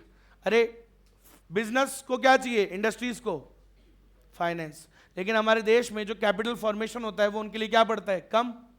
कहा था ना कैपिटल फॉर्मेशन क्या होता है, मोस्ट सेविंग्स का मोबिलाइजेशन इनटू इन्वेस्टमेंट। लेकिन सर हमारे देश में इतने बिजनेस करने चाहते हैं लोग, लेकिन उनके लिए वो पैसा डोमेस्टिक सेविंग्स क्या पड़ता है, कम। तो विदेशी पैसा आता है तो वो बैलेंस हो जाता है। जो कमी पड़ रही है उसको कौन भर देता है, विदेशी पैसा। आई बात समझ में? ठीक है। नेक्स्ट सर, क्या है एफडीआई का फायदा? सर ग्रोथ होती है, इकोनॉमिक डेवलपमेंट होता है, क्योंकि कैपिटल भी लाते हैं, पैसा भी ला रहे हैं, टेक्नोलॉजी भी ला रहे हैं, मैनेजमेंट स्किल्स भी आती है उनको, काम तो करना अच्छा आता ही है ना सर। अरे हाँ है ना। आज विदेश वाली जो अंग्रेज जितनी भी चीजें बना के गए थे उनमें से कौन सी चीज टूटी है बता दो अब मेरे को, कौन सा पुल टूट गया? टूटेगा ही नहीं। किसने बनाया? अंग्रेज ने। काम तो एफिशिएंसी से ही करके गए। अरे यार ये बात समझ में, पुरानी पुरानी बिल्डिंग्स हैं आज भी मजबूती से खड़ी हुई हैं। हमारे यहाँ के बनाए हुए 4 साल पुराने या 4 महीने में टूट जाते हैं पुल, उनके बनाए हुए अभी तक नहीं टूटे, चल रहे हैं, देख लो साहब। ये तो है एफडीआई, काम करते हैं तो यार मैनेजमेंट स्किल्स है उनकी, काम करना आता है, कैपिटल लाते हैं, टेक्नोलॉजी लाते हैं सर, सब कुछ है। साथ में it promotes political and structural reforms to attract. Sir क्या होता है एफडीआई का, क्या फायदा है? अगर देश में एफडीआई आएगी ना तो सरकार अपने आप क्या थोड़ी ठीक हो जाएगी, थोड़ा काम ठीक से करने लग जाएगी, इंफ्रास्ट्रक्चर बढ़िया करने लग जाएगी आगे, ताकि और आए। भाई समझ गया कहने का मतलब? तो अगर जैसे कोई भी देश में अगर एफडीआई आएगा तो गवर्नमेंट वहाँ की अच्छी हो जाएगी, पॉलिटिक्स अच्छी हो जाएगी, स्ट्रक्चरल रिफॉर्म्स लाएंगे, बदलाव करेंगे वो अपनी चीज़ों के अंदर, बढ़िया बढ़िया इंफ्रास्ट्रक्चर बनाएंगे। बढ़िया हो जाएगा ना। नेक्स्ट सर, इससे क्या बढ़ता है बोलो? एम्प्लॉयमेंट बढ़ता है, मल्टीप्लायर इफेक्ट्स, अरे पता है या नहीं पता है? मल्टीप्लायर इफेक्ट्स पढ़ा है? मल्टीप्लायर क्या होता है? Investment multiplier, additional investment, Meloni बताया तो था तुमको। मेलोनी आएगी तो क्या होगा? मजा आएगा, इन्वेस्टमेंट बढ़ेगा देश में इनमें एम्प्लॉयमेंट बढ़ेगा, इनकम बढ़ेगा, फायदा हुआ कितने गुना? कई गुना हो जाता है। जितना इन्वेस्टमेंट आता है उतना ही थोड़ी होता है, वन टाइम तो मिनिमम होता ही होता है, रिपल इफेक्ट क्रिएट होता है सर, मल्टीपल टाइम्स इनकम बनती है। सही है कि नहीं? फॉरेन पैसा आएगा तो मल्टीपल टाइम्स इफेक्ट आता है। सही है जी। अच्छा, इनडायरेक्टली क्या होगा? It creates indirect employment opportunities benefiting a surplus labour workforce. तो यार सिंपल सी बात है, देश में अगर एफडीआई आएगा तो इनडायरेक्टली किसको सपोर्ट करता है? लेबर को रोजगार मिलता है। तो हमारा जो extra surplus labour force extra में पैदा हो रखे हैं बच्चे, उनको क्या मिलेगा? रोजगार। सही है कि नहीं है? कई लोग एक्स्ट्रा में कर लेते है कि नहीं? बोला एक दो मर भी गए अगर मान लो बम ब्लास्ट में, तो दो चार तो बच जाए, हो जाता है। नेक्स्ट, हाँ भाई क्या है? कौन सोचता है इतना? अरे बहुत सारे सोचते हैं, तो क्या जानता है? बोला 10-12 करके रखो, दो चार मर भी जाएंगे तो क्या है, 5-6 तो जिंदा रहेंगे। सही बात है। हाँ भाई, अरे और पहले के जमाने में तो सब होता था। देखो भाई, तुम्हारे भी जो पुरानी अगर तुम जनरेशन्स में जाओगे, आपके दादाजी के भी पिताजी, पता करना कितने बच्चे थे उनके, थोड़े ज़्यादा ही होंगे। समझ गए? उनके भी पिताजी, उनसे पूछना, उनके ज़्यादा ही होंगे। समझ में आई मेरी बात? हमारे दादाजी के 10 थे, फैक्ट है 10 थे, 4 खत्म हो गए, 6 बच गए। Net effect positive. सच बात है। अरे पहले के टाइम पे आपने नहीं पढ़ा इन्फेंट मोर्टेलिटी रेट? मैं कुछ भी झूठ नहीं बोलता भैया। IMR infant mortality rate was high because of छोटी छोटी हाइजीनिक प्रॉब्लम्स। गांव वगैरह में कौन होता था भाई? गांव में क्या देर वर 5 स्टार हॉस्पिटल्स क्या एट दैट टाइम? नहीं ना। क्या होता था? Because of hygienic problems, some bacteria को कोई लग गया, कोई मलेरिया, छोटी मोटी बीमारियों से मर जाते थे बच्चे। ये फैक्ट है। लेकिन आज के समय में क्या होता है? ऐसा नहीं है। अरे आ रही कि नहीं आ रही बात समझ? फैक्ट था। तो 10 हुए थे 6 सर्वाइव किए, फिर उनमें से आज 5 है। 1 2 3 4 5, ठीक है फैक्ट है। हमारे परिवार में 13 घर हैं। हमारा जहाँ गांव है, मतलब लगातार 13 जो एंट्रेंस है गांव का, 13 लगातार घर हैं, पूरे 13 घर हैं, और अराउंड 169 मेंबर्स अभी हैं। शहर है बेटा इतने तो हमारे ही है। 11 से ज्यादा क्रिकेट टीम है अपने पास, समझे? एक बार बाहर निकलता हूं ना, हर गली से हो जाती चाचा चाचा चाचा चाचा चाचा आ गए, चाचा आ गए ऐसी थोड़ी है। हाँ भाई, नाम है अपना, जलवा है। देखो भाई, नेक्स्ट, नाम नहीं पता क्या तुम्हें मेरा पूरा क्या है? नहीं बताया ना कभी, बताऊंगा कभी। ये नहीं है बेटा, नाम बहुत बड़ा है। हाँ भाई चलो ध्यान देना सब लोग। Higher wages. अच्छा एक बात बताओ, ओए सुनो, एफडीआई आने से क्या होता है? Higher wages for skilled jobs. अरे एफडीआई में जब वो आएंगे तो जो स्किल्ड जॉब्स है, तुम सीएवीए बनो तो सही, तुम्हें क्या मिलेगी? Higher wages. अब तुम बैंक में अगर सुनो, अगर एफडीआई नहीं आया ना देश में है, तो क्या होगा? तुम कहाँ नौकरी करोगे? सीए बन के SBI लंच के बाद आना, वही कमाओगे तुम, छोटा मोटा चुन्नू मुन्नू। समझ में आई मेरी बात? वो झंडों के साथ घूमोगे फिर। समझ में आया? जिनका पेट वो रहने तो पालतू, मेरे को मत गुस्साओ ना। तो सही है ना? आज एफडीआई आ रही है, ये जो बिग कंपनीज है, बिग फोर्स, हमारे टाइम पे उतना नहीं था बेटा, और उससे भी पहले तो और बिल्कुल भी नहीं था। इसलिए तो पढ़ाने वाले काम धंधे में आए हम लोग, क्योंकि उस टाइम पे ये सब मामला नहीं था भाई। लेकिन बाद में ये विदेशी, पहले हमारे टाइम पे ज़्यादा ऑप्शंस नहीं होते थे बिग फोर्स वगैरह के भाई, समझ रहे हो? तो बाद में आए ये, तो अभी कुछ रिसेंटली 5-7 साल से कुछ अच्छा ग्रोथ होने लगा है देश में, कुछ 5-7 साल से सिर्फ, समझ गए? तो अगर ये नहीं होंगी तो क्या होगा फिर? आज ये है, इसीलिए तो क्या हो रहा है? एक सीए को एक अच्छा पेमेंट मिल रहा है, एक अच्छा पैकेज मिल रहा है, because it is a skilled job. So अगर एफडीआई आएगी तो the skilled job people, those who are doing skilled work, they will get higher wages. बेटा पैसा कमाना मिलेगा, समझ में आया? चलो next, it gives better access to foreign markets. ढंग से सुनना बेटा, अगर आप, जब आपके देश में एफडीआई आ रही है तो आपको भी तो वहां पे क्या मिलता है? You get access to foreign markets. अरे तुम्हारे देश में कोई कंपनी आ रही है, आज हीरो के साथ हार्ले ने किया तो हीरो को भी तो एक्सेस मिल गया ना उनके देश का। आज हार्ले को एक्सेस मिला इंडिया का, तो हीरो को भी तो एक्सेस मिल गया फॉरेन कंट्री में। ऐसे अगर हीरो वहां जाता, सेटअप करता, कौन एंट्री देता? उस देश में घुसना मुश्किल था, समझ रहे हो। लेकिन आज हार्ले के साथ क्या कर लिया? हार्ले ने एफडीआई कर लिया है, दोनों ने साथ में मर्जर कर लिया। हार्ले को एंट्री मिल गई इंडिया में, हीरो को एंट्री मिल गई अब्रॉड में। इसी तरीके से एफडीआई अगर तुम्हारे देश में आएगा तो तुम्हें तो स्किल्ड जॉब्स मिलेगी, स्किल्ड अमाउंट, खूब बढ़िया पैसे मिलेंगे, और तुम्हें भी एक्सेस मिलेगा बाहर का। समझ रहे हो मेरी बात? तो तुम्हें भी बाहर जा भेजा जाएगा, ट्रेनिंग व्रेनिंग पे, तुम बाहर जाके तुम्हें यार तुम्हारा वो बढ़ेगा, क्या बोलते हैं, अप्रोच बढ़ेगा, समझ रहे हो, रीच बढ़ेगी तुम्हारी, तुम भी वहां पे भी जॉब्स गेन कर सकते हो, फिर बहुत फायदा है। नेक्स्ट सर, आप जानते हो जब एक बिजनेस सेटअप होता है बड़ा तो उसके आसपास की छोटी छोटी चीजें भी डेवलप हो जाती हैं, छोटी छोटी इंडस्ट्रीज। जैसे कोटा के अंदर क्या आया था, एजुकेशन हब आया, आईआईटी इंडस्ट्री आई, तो आईआईटी के साथ क्या क्या डेवलप हो गया, क्या क्या डेवलप हो गया, PG industries, hotel industries, conveyance facilities, खाने पीने का आइटम, और ये सब डेवलप हो गया उधर। प्रिंटिंग, स्टेशनरी, फोटोकॉपी की दुकानें खुल गई। तो जब कोई एक इंडस्ट्री बनती है तो उसके अराउंड सब डेवलप हो जाता है। तो ये भी एक एफडीआई में ये चीज होती है। हेलो, कटी गया भाई, हेलो, हाँ भाई इधर लो, क्या इधर इधर देखो। नेक्स्ट क्या होता है भैया, sir it fosters international relations. FDI करने से क्या होता है सर, इंटरनेशनल रिलेशन बढ़िया हो जाते हैं, leading to job creation, skill development, आसपास की इंडस्ट्रीज डेवलप हो जाती हैं, छोटी छोटी यूनिट्स डेवलप हो जाती हैं, और रोजगार और बढ़ता है। अभी लेकिन सुनने में आ रहा है कि भाई ये जो पीडब्ल्यू और कोरोना था, इन दोनों ने मतलब इनकी चीज, हाँ, इनके आने से थोड़ा सा कोटा में क्या प्रभाव पड़ा, कोटा में बच्चे कम हुए हैं पिछले, थोड़ा सा लास्ट में सुनने में आ रहा है कि 30-40% से ज्यादा का रिडक्शन आया है। टोटल नंबर ऑफ स्टूडेंट्स में 30-40% से ज्यादा का रिडक्शन आना, it's a big thing, it's a big thing. और इससे क्या होगा, जो वहां पे जो काम धंधे सेटअप करके बैठ गए, जो बिल्डिंग बना के बैठ गए, अब वो ये तो भाई, क्योंकि पीजी तो बहुत तगड़े चलते थे, वहां बहुत तगड़ी कमाइयां थी, तो लेकिन वो क्या आएगा अब उसमें डिक्लाइन। तो सुनने में भी आया था कि property rates are downing, are decreasing, सुनने में आया था ये कि डाउन होने वाला है वहां पे प्रॉपर्टी का दाम। क्यों? क्योंकि वो खाली हो रहे हैं, पीजी चल नहीं रहे, क्या होगा, बेचेंगे ही ना फिर वो, सिंपल सी बात है। समझ में आया? तो ये सब है ना यार, एफडीआई आएगा तो देश में क्या होता है, ये सब फायदे होते हैं। हाँ भाई, utilizing global marketing networks to promote the exports of development countries. सर अगर कोई देश में एफडीआई आ रहा है तो आपकी भी तो वहां पे क्या होगी सर, प्रमोशन होगी, बोले और उस देश ने यहाँ एफडीआई किया है, तो आपके भी देश का क्या होगा, वहां उससे प्रमोशन होगा, नाम बढ़ेगा, ग्लोबल मार्केटिंग होगी। आ रही के बाद सर में, उसके बाद सर क्या होता है एफडीआई से, new tax revenue for the host countries. Tax आएगा ना, अरे टैक्स आएगा, सरकार की इनकम बढ़ेगी, इनकम बढ़ेगी, फिस्कल डेफिसिट कम हो सकता है, ऐसे भी देख लो, और गवर्नमेंट के पास ज्यादा पैसा आएगा, टैक्स तो बढ़ेगा ही ना, यहाँ आएगा तो टैक्स नहीं देगा क्या। नेक्स्ट सर क्या होता है एफडीआई से, इकोनॉमीज ऑफ स्केल का भी फायदा मिलता है। इकोनॉमीज ऑफ स्केल क्या बताया था, लार्ज स्केल पे प्रोडक्शन होगा भाई, ज्यादा प्रोडक्शन होगा, पर यूनिट कॉस्ट कम हो जाएगी, so it reduces the consumers prices.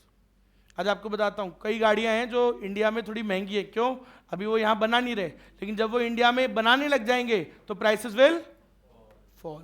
क्या है, फ्रीज तो हो गया, क्या करूं मैं इसमें, अच्छा, ओ माय गॉड, लेकिन फोटो अच्छी है, लगे रहने दो यार। हेलो हेलो हेलो हेलो, एक करो देखो, इंक्रीजेस कंपटीशन। अभी बताया था मैंने, एफडीआई आने से क्या बढ़ जाता है, डोमेस्टिक मार्केट में कंपटीशन बढ़ जाएगा। अब इससे क्या होगा, डोमेस्टिक मोनोपोलियां, अरे जो डोमेस्टिक मार्केट में मोनोपोली बना के बैठे थे ज्यादा हीरो बन के, उनकी मोनोपोली पावर कम हो जाएगी। उनको ये दिखेगा कि भाई कस्टमर के पास अदर ऑप्शंस आ गए, ज्यादा हाई प्राइस चार्ज करी तो कस्टमर क्या कर जाएगा, स्विच। तो it leads to higher output, supply बढ़ी है और प्राइसेस डाउन हुई है। समझे या नहीं समझे, होता ही है ना, कंपटीशन बढ़ने से क्या होगा, जो हमारे वाले जो फर्म्स हैं ज्यादा, जो मोनोपोली बना के बैठे थे, जो हाई प्राइस देन दी एमसी चार्ज कर रहे थे, उनकी छोटी बड़ी हो जाएगी और वो प्राइस को कम करेंगे, सप्लाई को बढ़ाएंगे। जो जानबूझ के they're producing lower levels of output and जानबूझ के they're high charging higher prices, तो वो थोड़ा औकात में आ जाएंगे। सर सही है कि नहीं है? और सुनना भाई, क्या होगा इंटरनेशनल ट्रेड्स में एफडीआई करने से क्या होता है, favourable impact on the host countries balance of payment. कल पढ़ा था क्या, बैलेंस ऑफ पेमेंट बढ़ जाता है। अरे एफडीआई आएगी, बैलेंस ऑफ पेमेंट बढ़ेगा, एफपीआई आएगी, बैलेंस ऑफ पेमेंट बढ़ेगा, it is good for the balance of payment for the country, पैसा आ ही रहा है, अच्छा ही है, बुरा थोड़ी है। नेक्स्ट सर, इससे क्या होगा, बेटर वर्क कल्चर बेटर हो जाता है, सही बात है।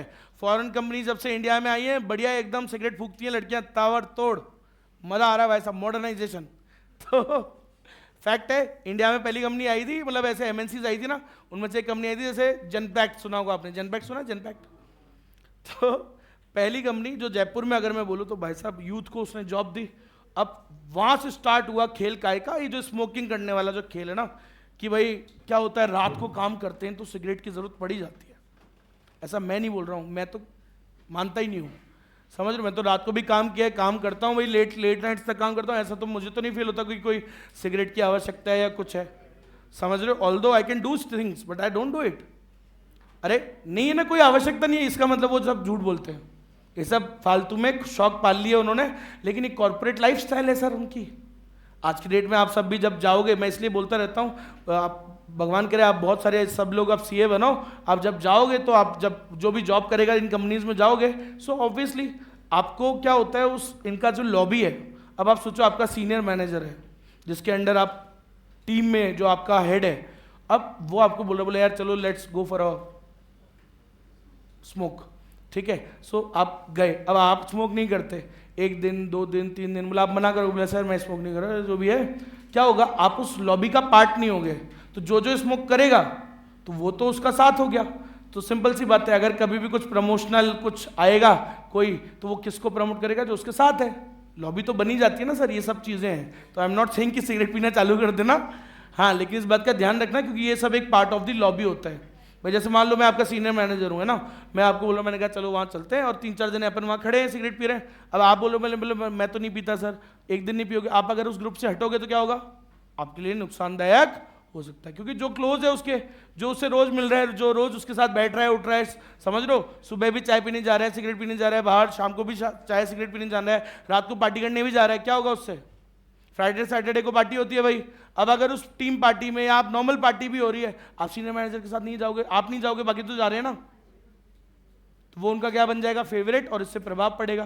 तो आपको ये चीजें, आई एम नॉट सेइंग कि ये चीजें करनी जरूरी है, लेकिन यार ये चीजें एक काम का पार्ट है, कल्चर, और ये कल्चर कहां से आया है, एफडीआई से ही आता है। FDI promotes, it introduces a better work culture. अच्छा, लेकिन हाँ चलो ये अच्छी बात है कि काम ज्यादा हो रहा है, हमारे देश में आलस वैसे ही खूब था, 8 घंटे काम करने की बोलते हैं, 8 भी पूरे करते नहीं है, हाँ लेकिन ठीक है, इन्होंने थोड़ा काम वाम करना सिखाया है, थोड़ा काम कर रहे हैं, समझ रहे हो। सो थोड़ा अच्छा, हम नेगेटिव एस्पेक्ट्स पे नहीं जा रहे, लेकिन काम तो आता है, एफडीआई वाले आते हैं, उनसे हमको काम सीखने को मिलता है, सारे अरे सब बुराई थोड़ी सिखाते हैं यार। So better work culture, productivity standards बढ़ते हैं, और it contributes to overall human resource development. अरे सारे अमेरिका ही से ही थोड़ी आ रही है FDI, there are some other good countries also, Korea है आपका, जापान है, चाइना है, बहुत अच्छा काम सिखाते हैं और अच्छी वैल्यूज है वहाँ पे। आपको 2 एग्जांपल देता हूँ, एक अमेरिका और एक जापान। सुनना, आदमी और औरत दोनों जगह काम करते हैं, अमेरिका में भी जापान में भी, बट एक जो गलत वाली जो चीज़ है वो अमेरिका में हो रही है, जापान में नहीं हो रही है, समझ रहे हो। गलत वाली चीज़ का मतलब कि उनका बर्बादी की तरफ चल रहे हैं और वो अपने डेवलपमेंट की तरफ चल रहे हैं। सो ये एक डिफरेंस होता है, बात कमाने या धमाने की नहीं है, बात कपड़े वपड़े पहनने की या मॉडर्नाइजेशन की नहीं है। मॉडर्नाइजेशन इन रॉन्ग सेंस नहीं लेना चाहिए ना उसको, सिगरेट पीना मॉडर्नाइजेशन है क्या, नहीं, आपका इक्वल अपॉर्चुनिटीज होना, काम दाम करना, डेवलप होना, आपकी स्किल्स बढ़ना, दैट इज मॉडर्नाइजेशन, समझ रहे हो मेरी बात, है ना। ये ज़्यादा रील्स बनाना मॉडर्नाइजेशन है क्या, नहीं, आपका काम सीखना, अपने इक्वल अपनी स्किल्स को बढ़ाना, दैट इज मॉडर्नाइजेशन।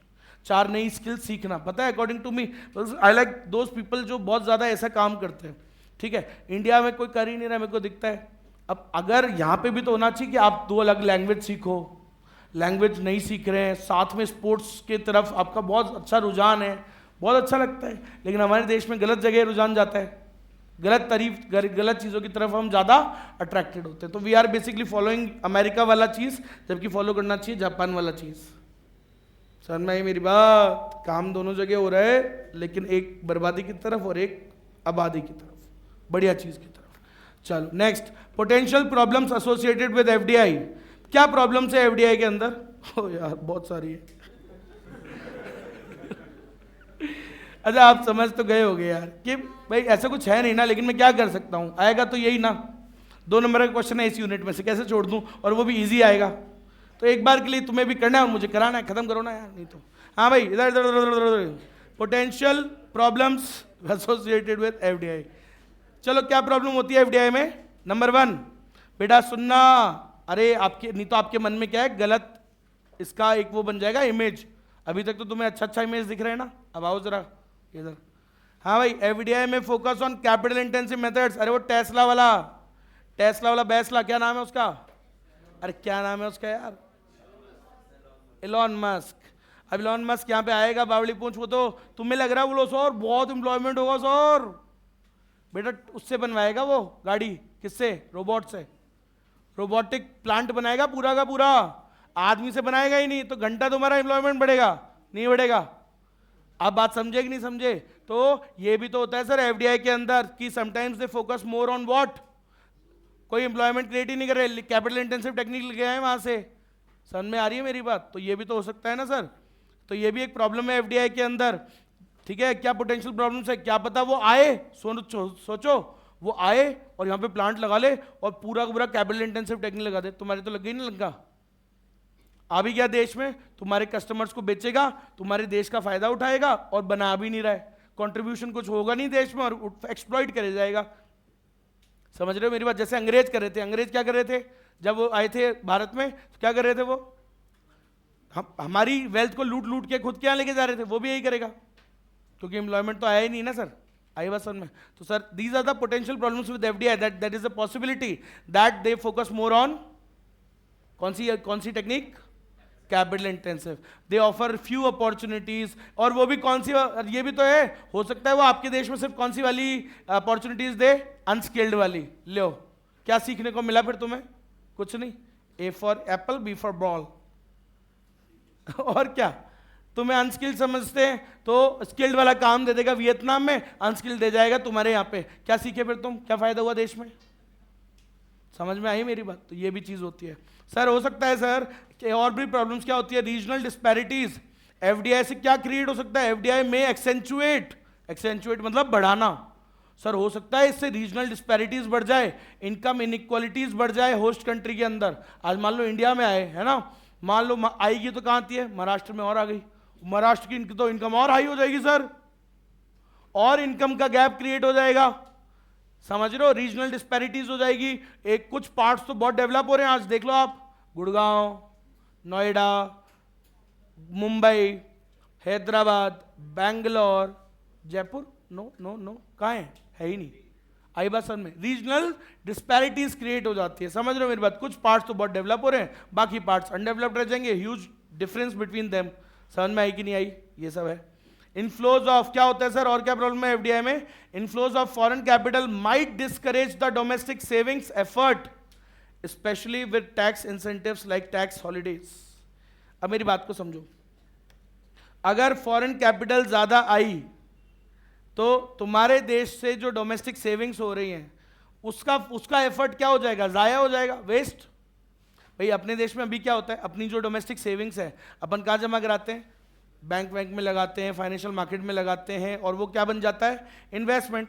लेकिन अगर मैं बोलूं विदेशी कंपनियां डायरेक्टली वहां से इन्वेस्ट कर रही हैं तो तुम्हारी डोमेस्टिक सेविंग्स तो क्या हो गई, उसका एफर्ट तो क्या हो गया, एक तरीके से जाया हो गया, वेस्ट हो गया। तो ये भी एक प्रॉब्लम है that the efforts, sir foreign capital might discourage the efforts of domestic savings. Company वाले भाई ले ही नहीं रहे, शेयर इशू नहीं कर रहे, बोले पैसा आ गया हमारे पास।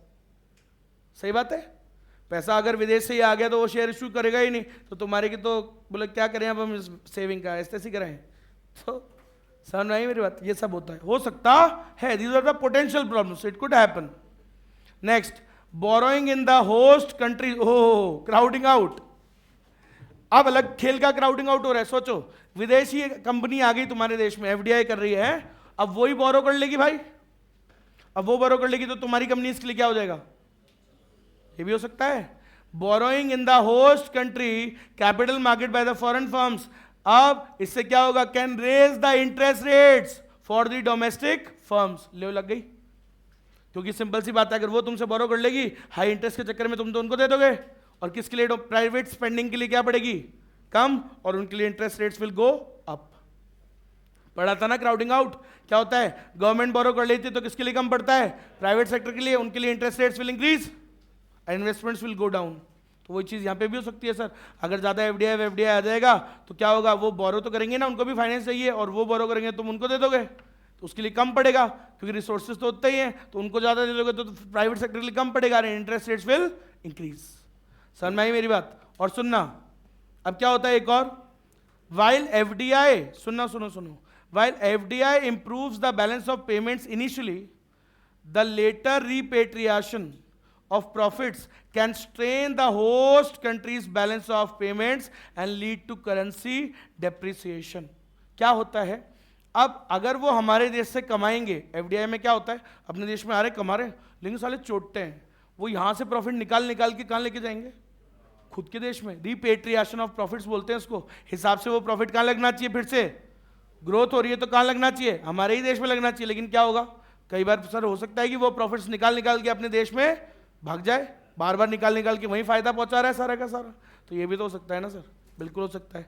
और सुनना, the most skilled and entrepreneurial jobs are often retained in the home country, ये कम थोड़ी है, एलोन मस्क बावड़ी पूछ है, बढ़िया बढ़िया वाली जॉब सारी कहाँ रखी, खुद ही के देश में, होम कंट्री में, और इंडिया वाले बोला यार वो घटिया सा काम कर लो, सिर्फ असेंबल करा लो इनसे, तो छोटा मोटा काम करा लो। समझ में आई मेरी बात? तो ये भी हो सकता है कि जो मेन जॉब है वो अपनी वहीं रिटेन कर ले होम कंट्री में, बोला यार इनसे चुन्नू मुन्नू 2 कौड़ी का काम करा लो।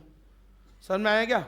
आज ये फेसबुक है, गूगल है, इंडिया में क्या काम कराते हैं, कोई बढ़िया काम थोड़ी करा रहे हैं, छोटा मोटा चीप लेबर वाला काम करा रहे हैं, because in India they have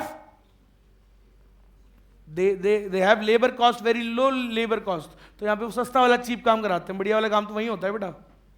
आ रही बात समझ में? यहाँ पे भी गूगल का ऑफिस है, कई लोग शो ऑफ मारते हैं, we work in a Google office, मैंने चल सर मैं क्या काम कराते जानते ना हम, हमारे भी एक कज़न था, तो अब उसके पिताजी बड़ा वो शो ऑफ मारते थे हमारे घर पे आके, ठीक है, मैं उसमें काम करता था जेके शाम में एट दैट टाइम, तो अरे शो ऑफ मारते, हमारा बेटा गूगल में है, मैंने कहा चल क्या होता है गूगल में, हमको भी पता है क्या होता है गूगल के अंदर, लो स्किल्ड काम कराते हैं, बढ़िया काम सारे वहाँ पे होते हैं। तो इंडिया में गूगल में इसका कोई मतलब कोई बहुत ज़्यादा कोई खेल नहीं है, बहुत लोअर पैकेज होते हैं, ऐसे कोई हाई पैकेज भी नहीं है। कहाँ से मिलेंगे पैकेज, हाई स्किल्ड जॉब्स ही नहीं करा रहे यहाँ पे, high skilled jobs are all there, coding वोडिंग वो सब, सॉफ्टवेयर वॉफ्टवेयर ऐप डेवलपमेंट वो सब उधर है, इधर कुछ नहीं है, सर्विसेज है, बैक एंड सर्विसेज। समझ में आई मेरी बात? बैक एंड सर्विसेज प्रोवाइड करते हैं सिर्फ। तो वही चीज़ है साहब कि most skilled and entrepreneurial jobs are retained in the home country, leaving the host country with routine management jobs. Routine management jobs करते हैं, फिर सिंपल है। देखो नेक्स्ट, एफडीआई में lead to production of elite and non essential items rather than essential goods. Sir FDI से क्या होता है, नॉर्मली एफडीआई में कौन से वाले गुड्स ज्यादा प्रोड्यूस होते हैं, लग्जरी गुड्स, कार्स, ये जो कंपनी आ रही है इंडिया में क्या बढ़ा रही है, गाड़ियां, ये वो चीजें, सो एसेंशियल आइटम्स है वो इंक्रीज नहीं होते। Foreign entities are accused of using aggressive advertising and anti-competitive practices that distort the market. Sir foreign company आती है इंडिया में, क्या ऐड करती है देखा है आपने, एडवर्टीजमेंट क्या कैंपेन लाती है भाई साहब, ताबड़तोड़ एग्रेसिव एडवर्टाइजिंग करेगी, आपकी देश की कंपनीज की क्या हो जाएगी, छोटी बड़ी, आपके डोमेस्टिक मार्केट को क्या कर देगी, बिल्कुल डिस्टॉर्ट, क्योंकि वो बिल्कुल खत्म कर देगी साहब। तो ये पोटेंशियल रिस्क होता है किसके अंदर, एफडीआई में, because they bring lot of money, अरे पैसे की तो कमी नहीं है ना उनको भाई, और क्या एडवर्टाइजिंग बनाते हैं वो तो आप जानते ही हो, अरे अपने से तो बहुत ज़्यादा बढ़िया लेवल की एडवर्टाइजिंग होगी उनकी, बहुत बढ़िया लेवल की स्किल्स होंगी, एडवर्टाइजिंग कैंपेन्स होंगे, समझ रहे हो, तो फिर अलग खेल है सर उसका, समझे कि नहीं समझे। All other are just phones, Apple sells iPhones. Marketing देखिए आपने, दिमाग लगाओ जरा, क्या दुनिया में हाई क्लास चीज एडवर्टाइजिंग करी है उसने, सोचो कि दुनिया में बाकी सबके फोन्स को फोन बोला जाता है और उसको आईफोन बोला जाता है, क्या मार्केटिंग खेला है सोचो आप। दुनिया में सब जो टैबलेट्स हैं बाकी सबके ये टैब्स हैं और उसका आईपैड है, इट्स ऑल मार्केटिंग। तो वो सब आएंगे अगर हमारे देश में ऐसी कंपनीज एफडीआई करेगी तो क्या है, they will use aggressive advertisings and aggressive advertising और ये सब यूज करेगी, और इससे क्या होगा, it will distort our domestic market, हमारे डोमेस्टिक मार्केट को ये क्या कर देगा, खराब कर देगा। सही बात है, कौन खरीदेगा फिर हमारी डोमेस्टिक गाड़ियां, कोई नहीं खरीदेगा, कुछ भी नहीं खरीदेगा, सब वही खरीद रहे हैं। देख लो आज इंडिया की कंपनी, क्या हुआ उसका? माइक्रोमैक्स, अच्छी कंपनी आई थी, तुमने खरीदा ही नहीं उसका सामान, खत्म हो गई। दो 5-7 साल चली, खत्म हो गई। एक और कंपनी आई थी जियोनी, जियोनी करके भी आई थी, कुछ साल पहले की बात है, जियोनी करके भी आई थी, खत्म हो गई। दुनिया में 200 देश हैं, मोबाइल कंपनी 10 नहीं है ढंग की, सब कुछ इन्हीं 4-5 कंपनीज ने गिरा कर रखा है। 25% से ज़्यादा मार्केट शेयर है एप्पल का। बहुत शौक से खरीदते हो, लेकिन ये तो सोचो इंडियन कंपनी से तो नहीं खरीदा तुमने, वो तो खत्म करवा दी पूरी। यही तो है, if you let the FDIs come in India, there is a possible risk कि वो आपके डोमेस्टिक मार्केट को क्या कर दे, डिस्टॉर्ट कर दे, आप फिर यहां से गुड्स नहीं खरीदोगे। समझ रहे हो? McD, Domino's, all these things, क्या होगा? अपने देश वालों पे तो खाना ही नहीं जाते हो, सिंपल है। खैर मैं भी नहीं जाता तो वहां पे भी नहीं जाता, मतलब कोशिश, ऐसा नहीं है। हाँ भाई, बात समझ में आई क्या? तो ये सब चीजें हैं यार, हमारा पैसा बाहर जा रहा है, आप समझो। हाँ भाई, next next next. Large foreign firms may out compete the local industries. Sir हो सकता है जो लार्ज फर्म्स है ये आउट कम्पीट करते हैं किसको? अरे वही वाली बात सेम वापस, लोकल इंडस्ट्रीज को क्या कर देंगी? खत्म कर देंगी। ड्यू टू क्या है उनके पास? Technological advantage and causing labour displacement. Simple सी बात है भैया, it will drive the domestic companies out of the market और लेबर हो जाएगी हमारी डिस्प्लेस, इधर उधर घूमेगी, क्योंकि उनका काम धंधा क्या हो जाएगा? खत्म। समझ में आया? इंडिया की कंपनीज बर्बाद भी तो हो सकती है ना सर उससे। अब सुनना, FDI often involves offshoring, moving the jobs and operations abroad to reduce the cost, which can lead to reduced employment in the home country. Sir कई बार क्या होता है, जो एफडीआई है वो बढ़िया बढ़िया जॉब्स अपने वहाँ ले जाएगा और गड़िया गड़िया वाली यहाँ छोड़ देगा, तो यहाँ से जॉब्स वहाँ चल जाएगी। इससे हमारे देश में क्या हो सकता है? एम्प्लॉयमेंट का प्रॉब्लम हो सकता है। आज मान लो इतनी बिग फोर्स आ गई, चली जाए तो it will create a employment problem in the home country. सही है? The persistence of lower labor power, lower labor and environment standards in the host countries benefits foreign enterprises, but it's a concern for global standards. Sir, अब सुनना भैया, भगवान वैसे ही परेशान हो रखे हैं। भगवान ने तो थोड़ी जितना रिसोर्सेज बनाए, तुम उसको क्या करे जा रहे हो? ओवर एक्सप्लॉइट करे जा रहे हो। समझ रहे हो? गाड़ियां ज्यादा चाहिए आदमी को, पेड़ नहीं चाहिए घर के अंदर। मिट्टी, बोला रे मिट्टी आ जाती है, पक्का करा दो इसको, पक्का करा दिया। पानी नहीं आ रहा, भगवान ऊपर से पानी तो भेज रहा है, वो पानी कहाँ है? तुमने तो पक्का करा दिया, तो वो बाहर बह जाता है पानी पूरा। अगर तुम्हारे घर में घर होता कम, पार्किंग स्पेस होता कम और गार्डन होता ज़्यादा बड़ा, तो ऊपर वाला जो पानी भेज रहा है वो तुम्हारे ज़मीन में जाता पानी और तुम्हारा ग्राउंड वाटर लेवल ऊपर आता। अपने लिए खुद प्रॉब्लम्स कर रहे हैं अपन लोग, ये तो अपन है। अब आप सोचो, कोई विदेशी यहाँ आएगा, FDI companies from Germany they are coming. Germany में तो environmental standards are high, they can not take risk with the environment. वहाँ पे कॉस्ट बहुत हाई है, क्योंकि वहाँ पे आपको you have to take care of the environment also. आप उतना ज़्यादा पॉल्यूशन नहीं कर सकते, पॉल्यूशन टैक्स है और ये है वो है, इको फ्रेंडली टेक्निक लगानी पड़ेगी, ये और वो। इंडिया में क्या है? You can easily play with the environment of India. बोले अरे यार कचरा ही तो करना है, नदी में फेंक दो। सारा का सारा कहाँ डिस्पोज कर देते हैं? नदियों में। कोई पकड़ नहीं रहा, कोई कुछ नहीं हो रहा। एनवायरमेंटल स्टैंडर्ड्स वैसे ही लो है इंडिया में, और ऊपर से क्या होगा? एफडीआई अगर होगा तो क्या होगा? They will exploit our environment. हमारा एनवायरमेंट को क्या करेंगे? एक्सप्लॉइट करेंगे, डिफॉरेस्टेशन करेंगे। नई नई कंपनीज आएंगी तो उनको सेटल करना है, बड़े उसके लिए प्रोजेक्ट्स लाते हैं। ये सब क्या है? एनवायरमेंटल स्टैंडर्ड से छेड़छाड़ होती है। समझ में आई मेरी बात? चलो, ये सब चीजें हैं भैया। देखो फिर से बढ़ के दिखाता हूं एक और बात, इसमें एक और नई बात निकाल के लाएंगे अपन। The persistence of lower labour and environmental standards in the host country benefits the foreign enterprise, but it's a concern for global standards. क्या होता है? अब वो तुम्हारे देश में आए, यहाँ पे तो लेबर कॉस्ट कम है, एनवायरमेंटल स्टैंडर्ड्स डाउन है, तो यहाँ उनकी कॉस्ट कम आएगी। अब लेकिन रेट गिर जाती है ना इंटरनेशनल मार्केट में उस चीज की, ग्लोबल स्टैंडर्ड्स के हिसाब से वो रेट क्या है? बहुत डाउन। एग्जाम्पल समझो कि ये मोबाइल है ना, बोले और ये बाकी दुनिया में बनाए तो यार 15,000 का पड़ रहा है, इंडिया में बनाओ बोले यार 9,000 में बन रहा है। बोले यार क्योंकि यहाँ पे बहुत ही लेबर चीप है, बहुत ही ज़्यादा। समझ रहे हो? और एनवायरमेंटल स्टैंडर्ड्स भी डाउन है, बोले 9,000 में पड़ रहा है। इससे अब इसका ग्लोबल जो रेट है वो क्या हो गया? इफेक्ट हो गया ना सर। तो कई बार वो रेट खराब डिस्टॉर्ट हो जाती है ना सर। समझ रहे हो? तो कई बार वो स्टैंडर्ड्स क्या हो जाते हैं, तुम्हारे देश में जो स्टैंडर्ड्स है उसके हिसाब से ग्लोबल स्टैंडर्ड्स कंपेयर होते हैं हमेशा। समझ रहे हो? तो ये वाली चीज पे भी प्रॉब्लम आती है। उसके साथ नेशनल सिक्योरिटी कंसिडरेशंस में arise when foreign firms operate in a host country specially during conflicts. अब आपको बताता हूं, विदेशी कंपनियां हैं कई, टर्की की कंपनियां इंडिया में, आपको एग्जांपल दे रहा हूं सही से ढंग से सुनना। टर्किश कंपनीज है इंडिया में, ईरान की कुछ, ईरान ने भी एफडीआई करा हुआ है कुछ कंपनीज में, मेरी बात को समझो। तो वो कंपनीज का आना जाना, उन लोगों का आना जाना लगा रहता है, शिप्स वगैरह कार्गोज वगैरह आते रहते हैं उनके इंडिया में, और it's a sign of it's a important indicator of personal security. देश की सिक्योरिटी पे क्या हो सकता है, रिस्क। कहाँ से आते हैं आतंकवादी, कार्गोज, शिप्स, उसी में बैठ बैठ के आते हैं, ईरान, टर्की, यहाँ से। समझ रहे हो? इन शिप्स के बहाने से वो पाकिस्तान वाले किधर से ज़्यादातर आ जाते हैं, उन शिप्स में बैठ के उस रास्ते से टर्की जाते हैं, टर्की उनका पड़ोसी देश है, टर्की में जाते हैं, टर्की में शिप्स में बैठ के इंडिया में आ जाते हैं, क्योंकि वो कंपनी का इंडिया में एफडीआई है। एफडीआई से क्या भी पोटेंशियल प्रॉब्लम हो सकती है, it can cause risk for the country security, national security के लिए रीजंस हो सकते हैं। आगे बात समझ में?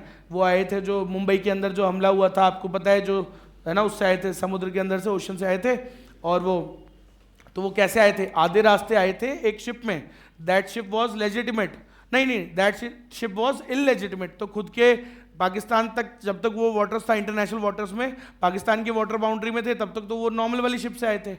अब उसके आगे तो कैसे जाए? तो जो एक ऐसी शिप आ रही थी वहां से, एक छोटी मोटी बोट आ रही थी जो मछुआरे का काम था या कुछ था, वो इंडिया की थी।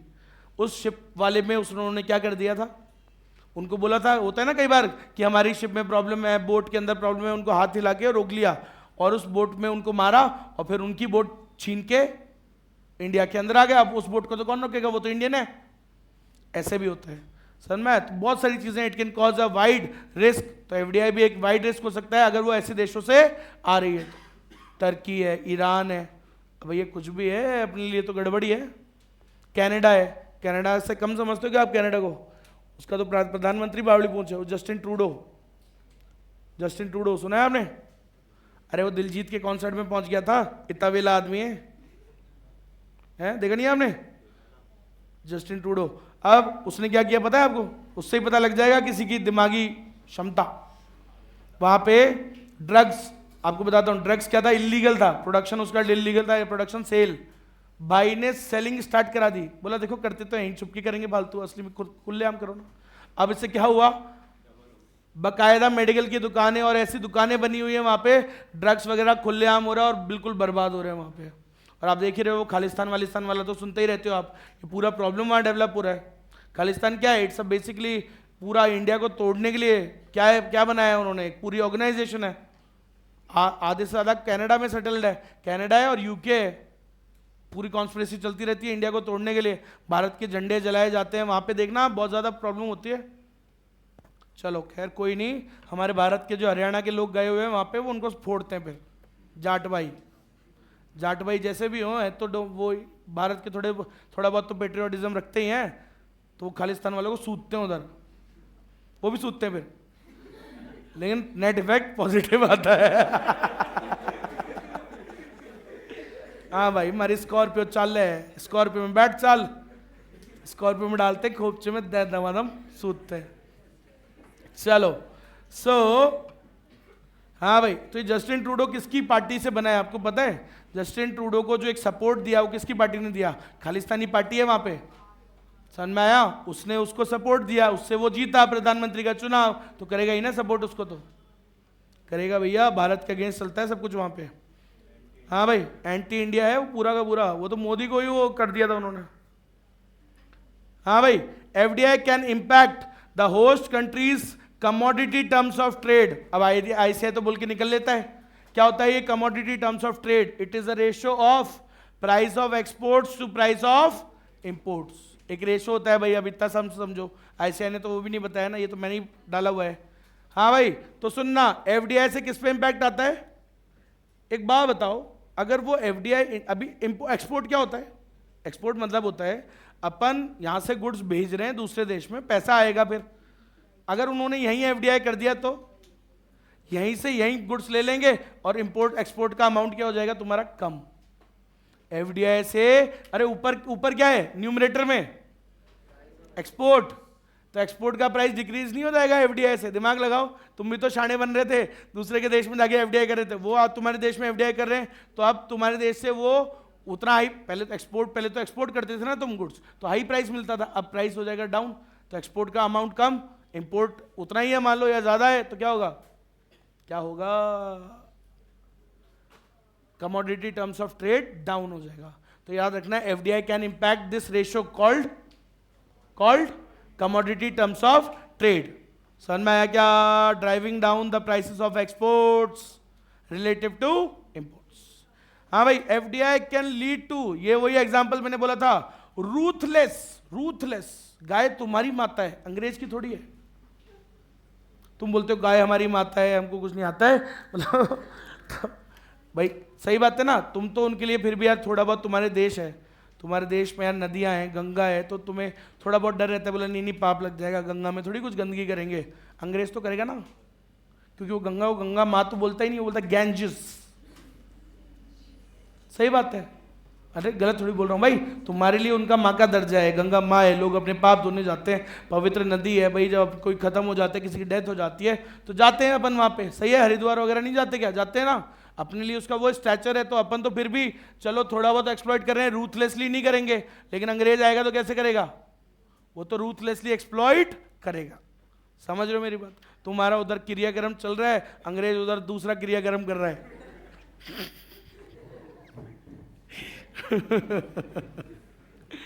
समझोगे, बाद में समझोगे।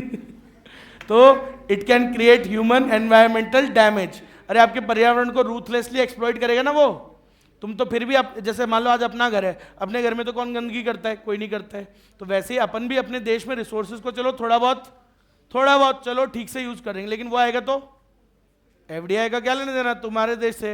वो तो रूथलेसली उसको रौन देगा, खराब करेगा रिसोर्सेज को। अरे सही है कि नहीं? सही है। नेक्स्ट सोचो तुम पढ़ रहे हो, पढ़ा मैं रहा हूं, मेरी एनर्जी जा रही है ज्यादा। हाँ भाई, next, substantial FDI in developing countries can create a dual economy. सुनना, एक डेवलपिंग इकोनॉमी जैसे इंडिया, अगर यहां एफडीआई ज्यादा आएगी, सुनो, यहां अगर एफडीआई ज्यादा आएगी तो क्या होगा? डुअल इकोनॉमी बन सकती है सर। दो, एक ही देश में दो प्रकार की इकोनॉमी, एक डेवलप्ड हो जाएगी और हमारी वाली क्या रह जाएगी बेटा? वो तो हो जाएंगे developed with a developed foreign sector, और हमारी वाली फर्म्स हो जाएगी बर्बाद, वो हो जाएगी अंडर डेवलप्ड डोमेस्टिक सेक्टर। एक मार्केट ही दो बार में बढ़ गया। तो सर याद रखना है, एफडीआई से क्या हो सकता है? हो सकता है आपके देश में दो प्रकार की इकोनॉमी बन जाए, एक with a developed foreign sector and under developed domestic sector. अच्छा नहीं होगा ना?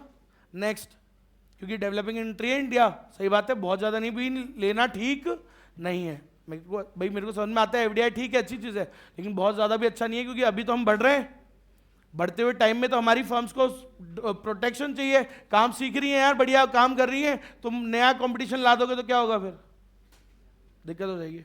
हाँ सुनना, एफडीआई में pose risk to the sovereignty of host countries as powerful multinational firms can influence the policies, evade corporate social responsibility and engage in corruption. Hello, तुमने प्रधानमंत्री बना दिया वो नानी के दोते को, क्या नाम है, राहुल गांधी, रागा। सोचो, प्रधानमंत्री तुमने बना दिया क्योंकि तुम उनके बहकावे में आ गए, बोले राहुल गांधी को ठंड नहीं लगती, राहुल गांधी को ठंड नहीं लगती, 25 किलोमीटर रोज चलता है, लास्ट ईयर की बात है, लास्ट ईयर भारत जोड़ो आंदोलन, ठंड नहीं लगती, तो मतलब प्रधानमंत्री बना दे? अबे माउंट एवरेस्ट भेज देना। बोला वो प्रियंका गांधी, बोला उसकी नाक उसकी दादी की जैसी है, क्या नाम, इंदिरा गांधी की जैसी नाक है, तो मतलब प्रधानमंत्री बना दे? अबे नाक है तो फैशन मॉडल बन जा, नाक के हिसाब से प्रधानमंत्री कैसे बनाते? मतलब इनको ना अलग क्वालिफिकेशन, इनको पता नहीं किसने गलत सिखा दिया। बोला नाक से प्रधानमंत्री बन सकते हैं, बोला ठंड में घूमेगा, देख तू राहुल, देख भाई एक बात सुन राहुल, तू ठंड में घूम डेली, भारत जोड़ो आंदोलन जो जुड़ा हुआ है पहले से ही, अबे वो जोड़ के गया था यार, वो सरदार वल्लभ भाई पटेल ऑलरेडी जोड़ गया था, तू क्या जोड़ रहा है? जुड़े हुए को फिर से जोड़ रहा है, बेवकूफी है। सही है, सही बोला था एक बहुत बड़े आदमी ने, अभिषेक प्रताप सिंह ने, बहुत बढ़िया एक वो दिया था, बोला बेकार आदमी कुछ किया कर, कपड़े उधेड़ के सिया कर। है तो जुड़ा हुआ है पहले से ही, क्या जोड़ रहे तुम उसको? सही है कि नहीं है? लेकिन नहीं नहीं नहीं, प्रधानमंत्री बना दो, बहुत अच्छा काम है, ठंड नहीं लगती उसको, टी शर्ट में घूम रहा है भरी ठंड में। मेरे पापा भी एक दो बार बोले, बोलो यार ठंड नहीं लगती क्या? मैंने कहा यार पापा यार। तो आप समझ रहे हो? तो इनकी अलग क्वालिफिकेशंस है प्रधानमंत्री बनने की। लेकिन चलो मान लो तुमने गलती से बना दिया, अब बना दिया क्या होगा? वो अपने इटालियन रिश्तेदारों को लाएगा ना। अरे सोनिया का नाम सोनिया नहीं था भाई। सोनिया तो राहुल जी, वो पिताजी बोलते थे राहुल जी के प्यार से सोनू। तो उसका नाम क्या था? एंटोनिया माइनो। शी वॉज, अरे इटालियन वुमेन थी, पता नहीं क्या तुमको? तुमको क्या लग रहा है भागरोटा की है क्या? पागल हो गया बिल्कुल ही। एंटोनिया माइनो इटालियन है वो। उसकी नानी एक्चुअली, अरे पूरा परिवार उसका इटली में था। अब मैं उनके पास्ट में नहीं जाना चाह रहा, बट है अतरंगी है पास्ट, है ना? तो जो भी था, सो अगर आप बनाओगे तो क्या होगा? His foreign friends will come invest into India. And अब आप सोच रहे हो सर अच्छा है, नहीं बेटा, वो एमएनसीज क्या करेंगी? वो अपनी फेवरेबल लेजिस्लेशंस बनवाएंगी। राहुल को क्या करेंगी? पोगो दिखा देंगी, है कि नहीं? बोला तेरे को कार्टून नेटवर्क दिखाएंगे, तेरी मम्मी देखने नहीं देती ना, देख तू आज मुझे दिखाएंगे। और उससे क्या बनवा लेंगे? कानून बनवा लेंगे, फेवरेबल लॉज जो उनके बेनिफिट के लिए होंगे, और हमें क्या कर देंगे? बर्बाद। सही है? राहुल को तो क्या ही पता, बोला ठंड में, बोला भारत जोड़ो आंदोलन पे चलते हैं, ठंड लग जाएगी, मर जाएगा राहुल तो। समझ में आई क्या मेरी बात? ये है कहानी। तो याद रखो यार, एमएनसीज आती हैं, एफडीआई आएगा तो वो क्या करेंगे? फेवरेबल लॉज बनवाते हैं, पैसे का पावर यूज करते हैं, अपने फेवरेबल कानून बनवाएंगे, जिससे गलत हो जाएगा देश के लिए। समझ में आया क्या? और पढ़ लो यार थोड़ा सा यार, ऐसे क्या कर रहे हो? अभी तो मजा आना चालू हुआ है।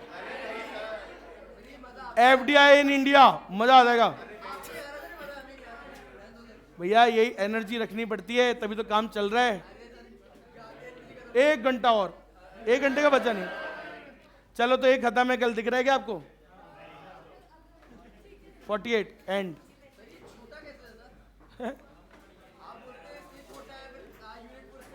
तो अब सोच वो कितनी बड़ी है। ये 2 दिन खाई ना, ये 2 दिन खाई तो वो 3 दिन खाती है, थोड़ा बड़ी तो है ही। अब अभी तो लास्ट में रखा था इस चैप्टर को।